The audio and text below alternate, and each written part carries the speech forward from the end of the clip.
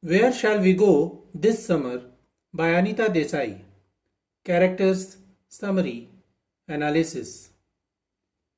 Hello and welcome to the discourse. Where Shall We Go This Summer is the fourth novel by Anita Desai that was published in 1975. It is considered to be the shortest existentialist novel. Anita Desai is a diaspora writer from India.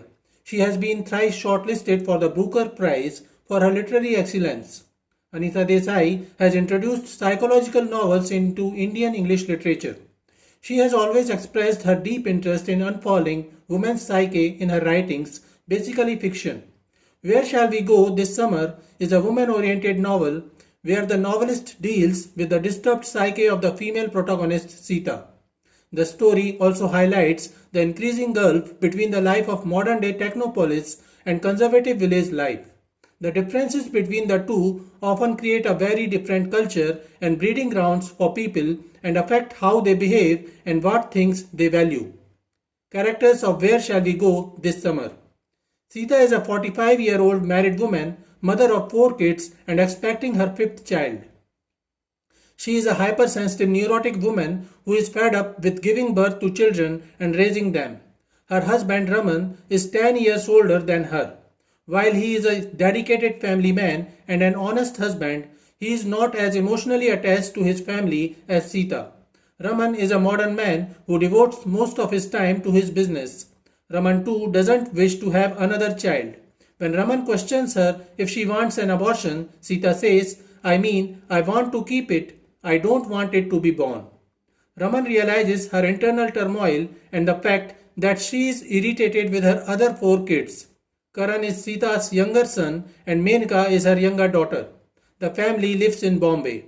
While Raman and all their 4 kids are accustomed to the busy urban life, Sita finds it difficult to adjust to the modern way of living and wishes to return to her island village, Manori. Raman opposes her wish to move to Manori as he realizes there will not be any nursing or healthcare facility there to aid her delivery. Her father was a freedom fighter. Her mother was a housewife who died when she was still a child. Jeevan is her younger brother. Summary of Where Shall We Go This Summer. The main character of the novel is Sita, a 45-year-old married woman. She lives in the busy city of Bombay with her husband and 4 children. She spent her childhood in Manori, an island village, and she misses the free environment and simplicity of the village life. She was married to Raman when she was 19 years old, while Raman was 29 years old at that time. Sita's father was a businessman and a freedom fighter, and Sita was very much inspired by her father. Some people of Manori believed that her father had miraculous curing abilities and he was always ready to help the people of the village. Sita's younger brother Jeevan and she were leading a carefree life when a lethal flood devoured the village in which Sita lost her father and brother. She was rescued by Raman, a 29-year-old young man. Raman was the son of a friend of Sita's father. He recovered her and took her to his home in Bombay where they married. It was not an arranged marriage, nor it was a love marriage. Sita was 19 years old then, and Raman, who saved her life, felt pity and a surge of lust for her and married her. Sita found it difficult to live with her in-laws and thus Raman decided to shift to another city and since then they have been living together in Bombay. Gradually, the family developed and they now have 4 children. Sita still misses her father and brother.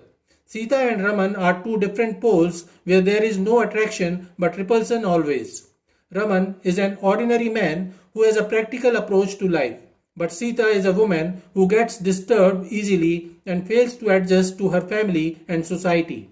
Sita wishes special care and pampering from Raman like her father did. Raman, who is pragmatic in his approach, fails to understand her. He is more busy with his business and financial responsibilities. Sita fails to understand her husband and this leads to a change in her behavior. She notices that her children too are too materialistic and financially success oriented and begins disliking her children for being like their father. When she realizes that she is pregnant for the fifth time, some strange feelings strike within her. Now she feels too irritated by her 4 children and husband and wishes to move away from her family. When Sita informs Raman about her pregnancy, he gets astonished and somewhat irritated and questions why she didn't take care and avoided the pregnancy. He asks if she wants an abortion. Sita says, I want to keep it, I don't want it to be born. Raman realizes that Sita is disturbed and tries to soothe her. But when Sita says that she wishes to go back to Manori, her village, and wishes to give birth to her fifth child there, Raman opposes her and says that she will find it difficult to get proper medical care in the village. This further frustrates Sita as she strongly wishes to go back to Manori, away from her family. Raman asks her if she is expecting some miracle on the island. Sita replies that she is sure of that. On the island of her childhood, Sita recalls from her childhood memories how her father used to treat those people from the mainland. People recalled his treatments a miracle cure.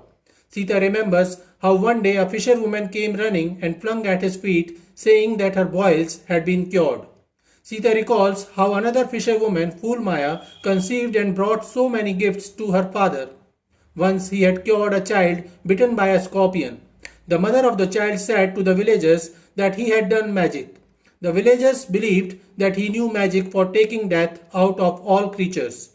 All the strange experiences and sensations on the island made Sita think that there was a miracle on the island. Internally, Sita is disturbed by the materialistic and busy lifestyle of the metropolitan.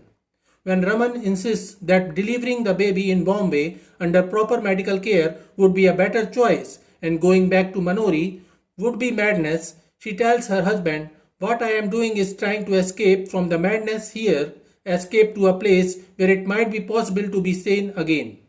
Though she rebels against the birth of the fifth child, she has certain longing in her heart which she misses entirely. She wants to protect her unborn child against the cruel atmosphere in which she is living. In a freak of madness, she aims for an abortion and flies to the island. She remembers the days she spent with her husband's parents after marriage. There she felt like a square peg in a round hole. The subhuman atmosphere in the house made her inward looking and placed her in a suffocating existence. She failed to adapt herself to society. She moved into a small flat and lived alone with her husband and children. Her life there is hardly better. Her privacy is disturbed. She finds her existence at stake and she struggles with the monotony of life.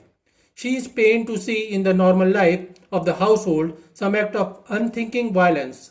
Her boys fighting a duel like their heroes in the films. Menka wantonly rippling buds of a plant or shredding her paintings. The youngest Karan demolishing his toys with karate blows. Raman stolidly munching his breakfast while she battles with a pop gun to frighten away the crows while they are bent upon feasting on a fallen eagle. Each act is more horrible than the other and makes her shrink into herself. It frightens her and appalls her with its cruelty. The violent news in the papers, the endless fights in the block of flats, and the streets outside sicken her, and she longs to protect herself and her unborn child from them. There are other incidents which haunts her, and she cannot forget those incidents. One of them is the ayahs fighting like cats. While they fight, the children play beside them, but these ayahs remain unaware of the crying and frightened children in their midst. Sita describes this scene to her husband and says that all this represents the myriad faces of a mad and violent society. There is another situation that brings her into contrast with her husband. Sita sees a whole crowd of crows attacking an eagle. The eagle was perhaps wounded or else too young to fly. The crows mock at it and tear it into pieces with their beaks. Sita tries to scare away the crows with her son's toy gun and keeps a watch over the eagle until the night falls. She identifies herself with the proud and defiant eagle because this situation objectifies the conflict in her own life. The eagle does not survive. Her husband's reaction to the death of the eagle is in sharp contrast to Sita's. Sita begins thinking that her children failed to get the same morals that she got from her father and decides to go back to her village with Karan and Menka. After reaching there, she is sure that Manori will definitely bless her with some miracle. But to her utter surprise, Manori is no longer the island of her childhood. It fails to attract her the way it did earlier. Still, she has not lost hope. Sita tries to adjust to the limited resources and facilities she has found on the island.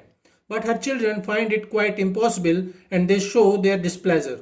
The monsoon has made their life much more miserable on the island. The children accuse her of every mishap and misfortune. They are waiting for their mother to realize that life exists in their house in Bombay City and her so-called escape to the island, that is madness. Meanwhile, Sita comes to know more about her father from the elder people of the village. Many people believed that he was an honest freedom fighter and a miraculous man, while some doubted him. Some people believed that he was a con man who fooled common people. Sita learns that her mother left her father when she and her brother were too young because she came to know about the extramarital affairs of Sita's father. All these rumors further break Sita. Yet she maintains that Manori will offer some miracles to her. She feels a better life in Manori where the sea, the palm trees and the house are her companions. They are so lively that sometimes they speak to her. She assures her unborn child, "I will keep you safe inside." Suddenly, the news of Raman's arrival on the island makes Sita feel one violent pulsation of grief inside her. Sita refuses to go back to Bombay first. She has many reasons not to return to the mainland. Finally, she realizes that she cannot escape from the reality and decides to go back with her husband. While packing for their return journey, Sita's mind is occupied with different thoughts as she begins thinking of rearing her fifth child in a better manner. She realizes that Raman, her husband, has saved her life not once but twice. So this is it for today. We will continue to discuss the history of Indian English literature. Please stay connected with the discourse. Thanks and regards.